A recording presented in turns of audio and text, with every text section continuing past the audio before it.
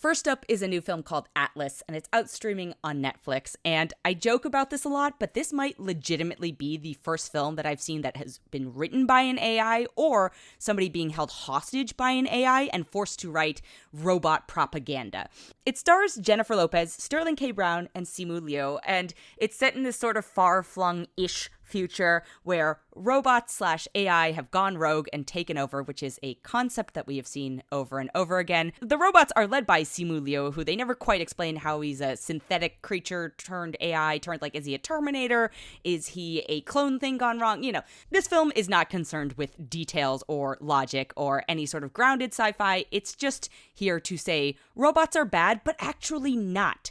J-Lo plays the protagonist who is very wary of AI for good reasons, but then is being forced to utilize robotics and links and stuff like that. And then Sterling K. Brown is in this movie for 20 minutes, and I hope he got a really good paycheck for it. So good on him.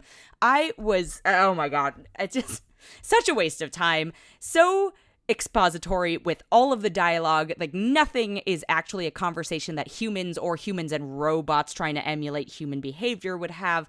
It's all so ridiculous.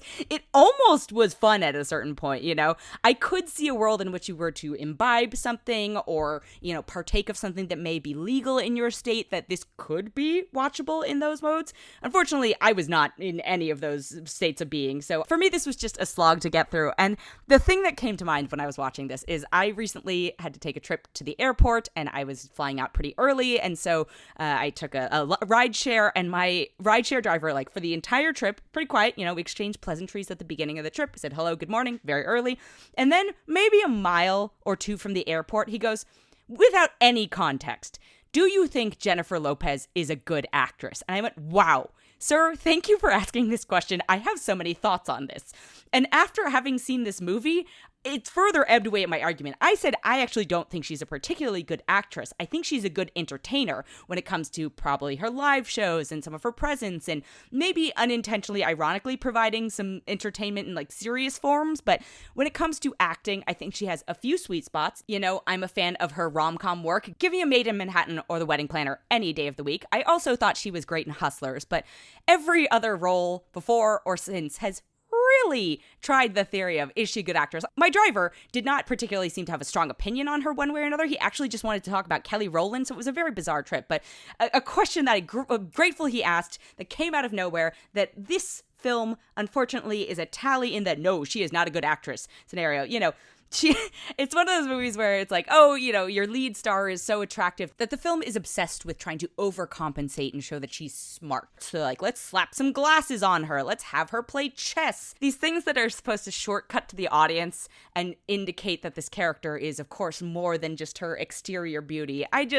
This film is so rudimentary and, again, fairly certain that it is heavily sponsored by something that has ties to artificial intelligence. So I don't see a reason to watch this film. I suppose, as has been said before, not just by me, but others, you could put this on in the background and just go about your day or do your chores or whatever it may be, but I don't even think it's necessarily worth that. I think the strongest case for that scenario is that because so much of it is expository, you won't be missing anything because you'll be able to hear it telling you all the things instead of showing you. I am going to give this a 1 out of 5. The other film I have this week is the Garfield movie, and this was also a painful head scratcher for me.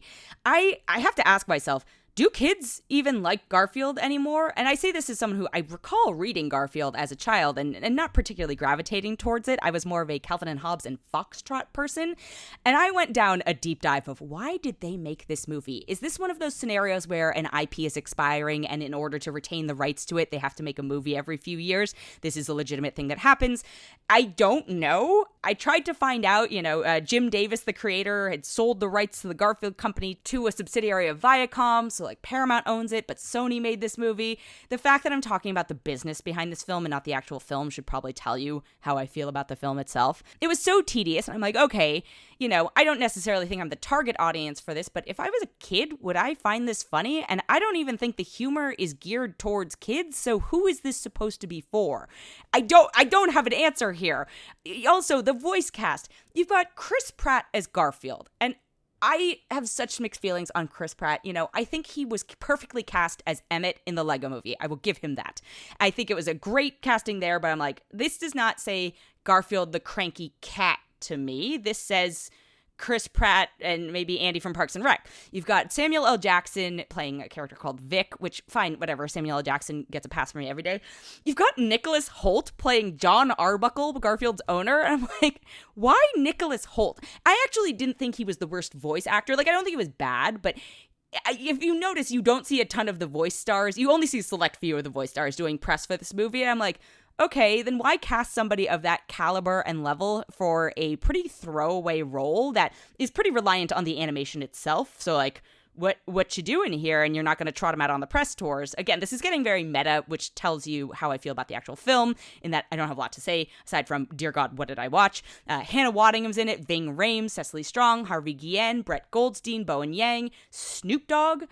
I could not fathom why they did this movie. The plot is paper thin, like a slice of lasagna pasta, not even a whole slice of lasagna. A slice of lasagna pasta has a thicker plot than the entirety of this movie.